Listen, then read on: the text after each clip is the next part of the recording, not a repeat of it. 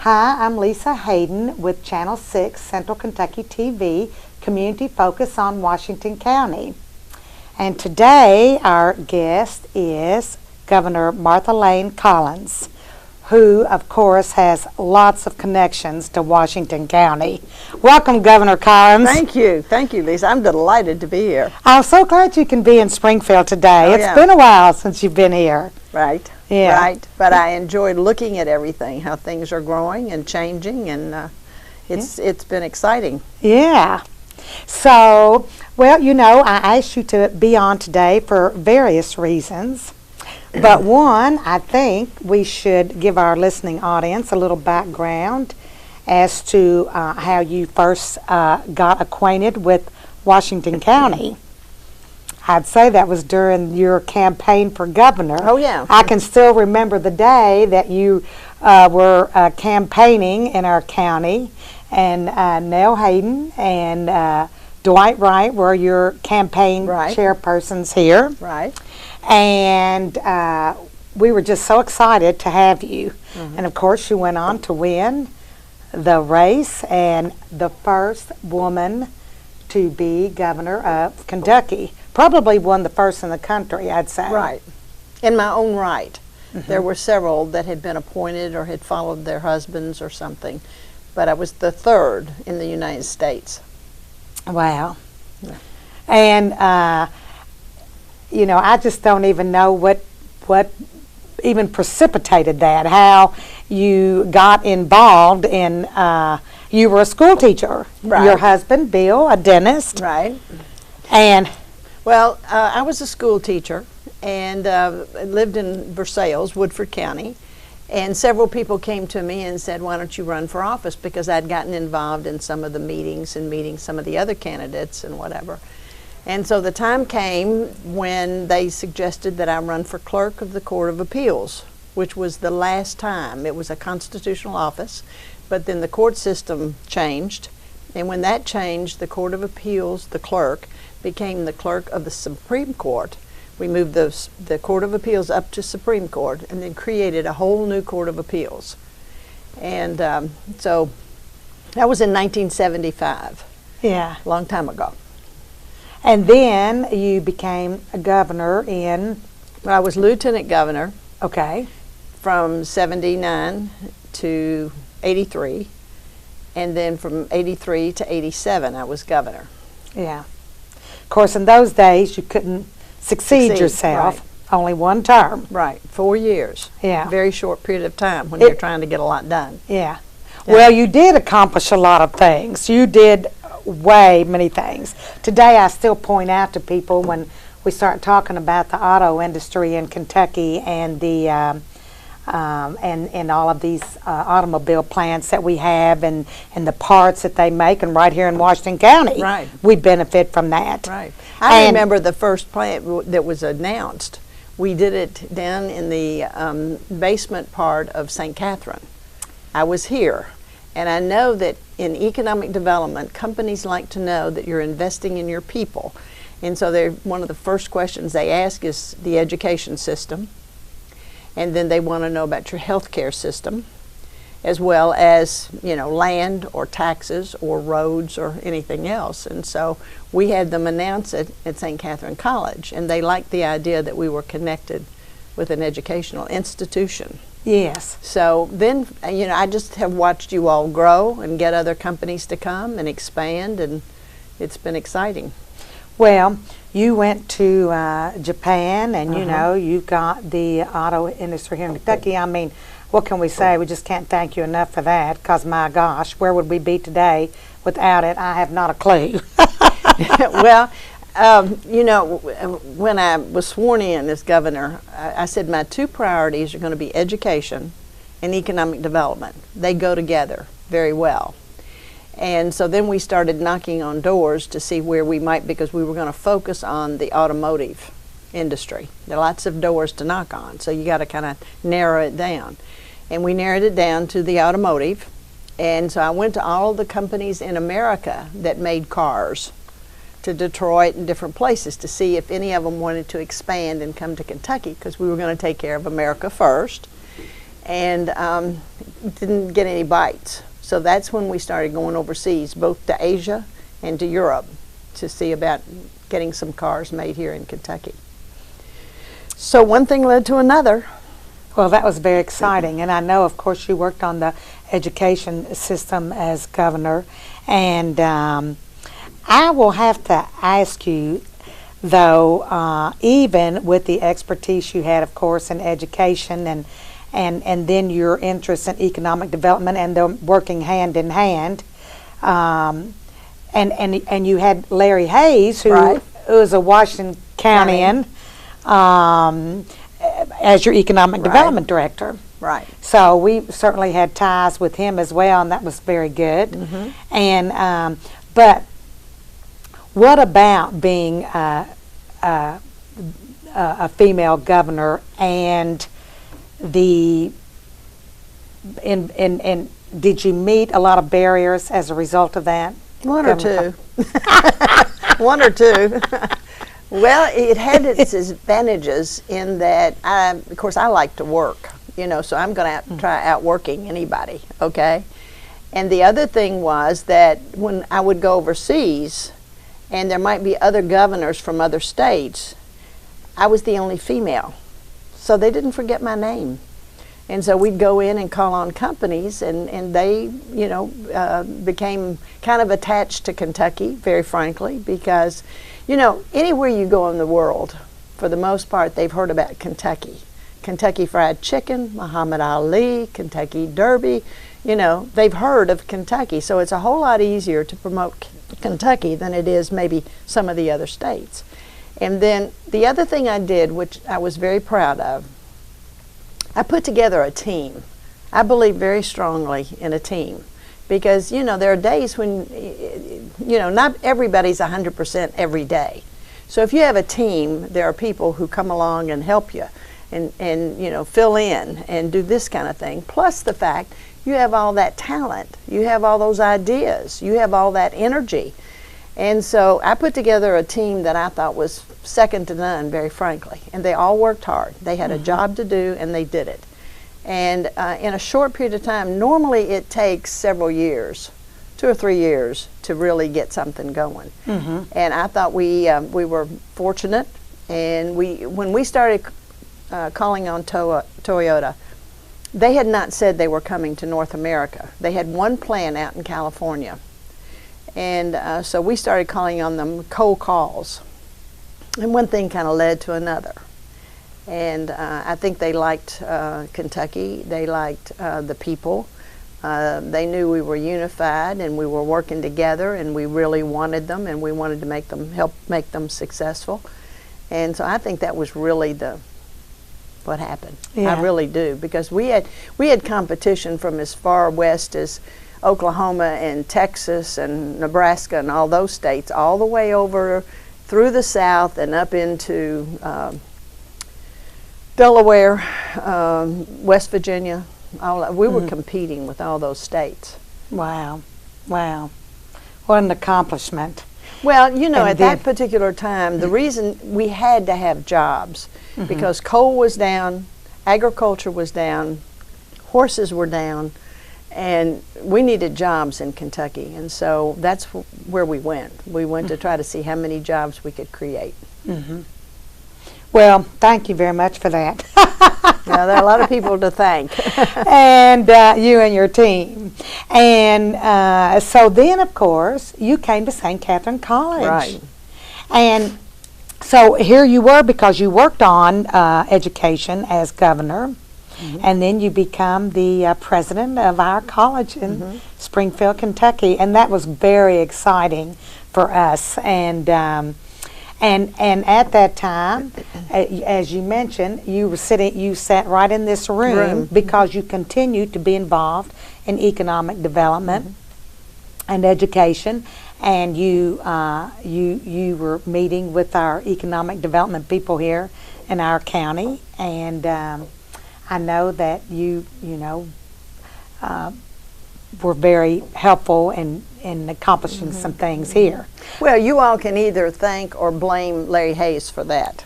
Larry was from here, as you say, and he went to Right. school there. And so when you needed a president, he said, Governor, would you consider being president of St. Catherine College? And so I came over for interviews. I saw a lot of potential. It had challenges, but a lot of potential. And I thought it was important because this was a small school. It was one of those who could give individual attention. A lot of kids need that. They don't need to go to a great big school.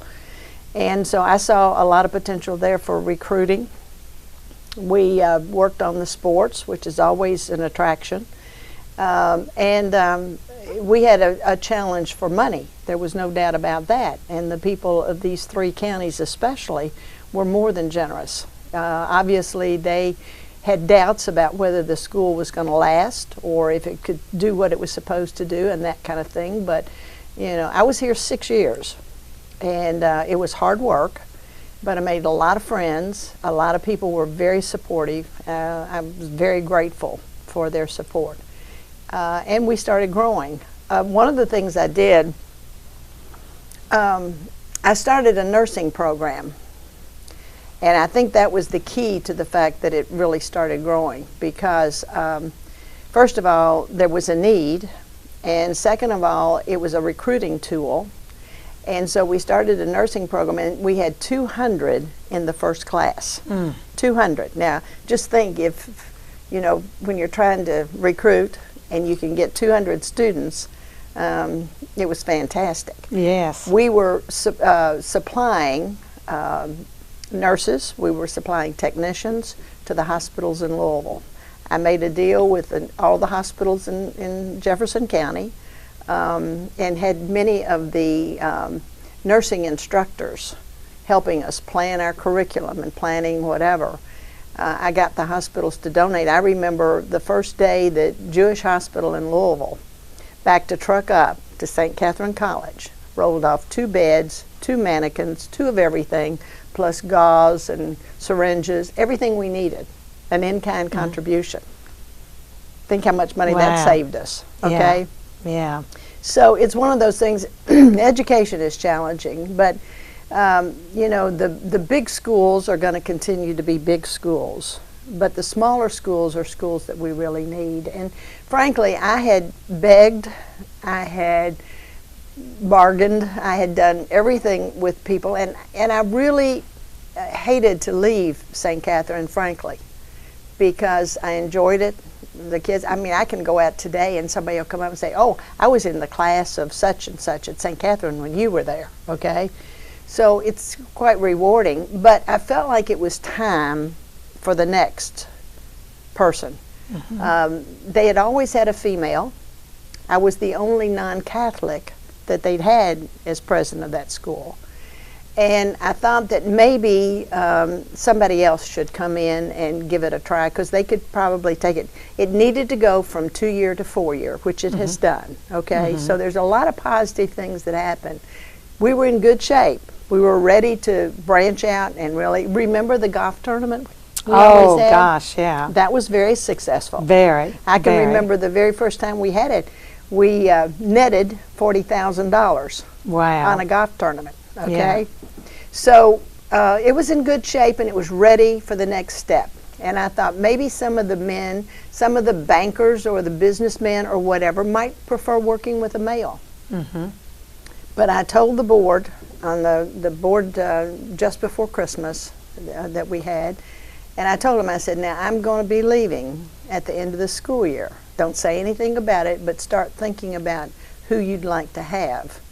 And so then they started working on that. So I thought the transition was very good. And as I say, I was very proud. If I had thought that I could, you know, should stay, I would have stayed. But it was time for it to take another leap. And so change sometimes helps. Well, that nursing program was tremendous. And of course, when you started the golf tournament, you know, that was very successful every year. And you bring all those UK players here and country music stars. And you know, they were our celebrities and at the tournament. And that raised a lot of money. Bill Samuels now helped us a whole lot by having the dinner the night before. Yeah, that was very good. The people here were very generous. Yeah. and really no limit to what we could accomplish. Yeah. Well, and of course, you know the demise that St. Catherine has occurred, and the demise of the college, and that has been devastating to all of us. And I remember seeing you somewhere, asking you about it, and you had not been made aware of the I just challenges. wish somebody had called me. Yeah. Just, because I've also always got ideas. Yeah. Things we might have been able to do. Yeah. Well, we were all taken by surprise. I'm sure. And I don't know sometimes if people realize that, because, I served on city council. I was not made aware of it, and nor was the mayor or the judge or so and when I saw you and I asked you, I said, "Oh, Governor Collins, I wish you could have been here and you could have maybe helped save the college," and you had not been advised of any of that, and I didn't know regret. about it. Yeah. So, but I know that when you left, things were in good shape, moving forward, and we did have a lot of growth after that, and that nursing program was a tremendous program. A lot of people. I had 2 ultrasounds. And looked up, and the girls, it was 2 different times, 2 different hospitals, this type of thing, and both of them had St. Catherine College, their name, and St. Catherine College. Oh gosh. So yeah. So we have you have a lot to be proud of, and we as a community have a lot to be proud of, but I sure wish maybe you could just come back and get it back on its feet again. Yeah. Well, I talked to people at Midway, and a lot of your students went to Midway, and they're working very hard over there to provide the services and the needs and to grow with them. So as long as our kids are educated, it doesn't really matter where they are, as long as, but again, the support here in these 3 counties especially, it was just fantastic. Yeah. It really was.